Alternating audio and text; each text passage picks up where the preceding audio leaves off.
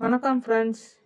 ஜோதி home டிப்ஸில் இன்னைக்கு சனிக்கிழமை மாலை ஸ்பெஷலாக, நாளைக்கு சண்டே ஸ்பெஷலாகவும் அசைவம் சமைக்க போகிறீங்கன்னா சமையலே ரொம்ப ஈஸியாகவும் சுவையை ஹோட்டல் ஸ்டைலில் கூட்டவும் 4 சூப்பர் கிச்சன் டிப்ஸ் பற்றி தான் பார்க்க போகிறோம்.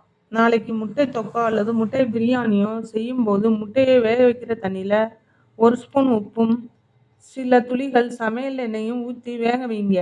இப்படி செய்யும்போது ஓடு உடையாமல் வேகும். குறிக்கும் போதும் நல்ல அழகாக கலன்று வரும். அசைவ குழம்புகளுக்கு நிறைய வெங்காயம் வதக்க வேண்டி இருக்கும். அதுக்கு நம்ம வெங்காயம் சீக்கிரம் வதங்கி தக்காளி கூட நல்லா தொக்கா மாறுறதுக்கு வெங்காயம் போடும்போதே கொஞ்சமாக கல் உப்பு சேர்த்து வதக்கிக்கோங்க. நேரமும் மிச்சமாகும். இப்படி செய்யும்போது கிரேவியும் டேஸ்டாக வரும்.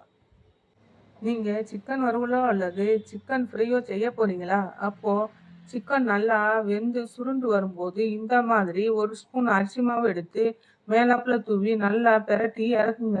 இப்படி செஞ்சால் சிக்கனில் இருக்கிற எக்ஸ்ட்ரா ஈரப்பதத்தை இந்த மாவு உறிஞ்சி மசாலாவை சிக்கனோட நல்லா ஒட்ட வைக்கும். சிக்கன் துண்டுகள் வெளியே நல்லா மொறுமொறுப்பாகவும் உள்ள ஜூஸியாகவும் செம்ம டேஸ்ட்டாக வரும். சிக்கன் வறுவல் செய்யும்போது காரத்துக்கு வெறும் மிளகாய்த்தூள் மட்டும் பயன்படுத்தாமல் அடுப்பில் இருந்து இறக்க போகிறதுக்கு முன்னாடி ஃப்ரெஷ்ஷாக அரைச்ச மிளகுத்தூள் மற்றும் நிறைய கருவேப்பிலை சேர்த்து வதக்கி இறக்குங்க.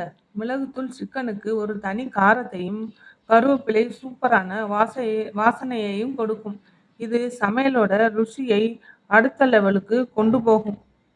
இந்த டிப்ஸ் பிடிச்சிருந்தா லைக் பண்ணுங்கள், உங்கள் ஃப்ரெண்ட்ஸுக்கு ஷேர் பண்ணுங்கள், நம்ம சேனலை சப்ஸ்கிரைப் பண்ணிடுங்க ஃப்ரெண்ட்ஸ். தேங்க்யூ.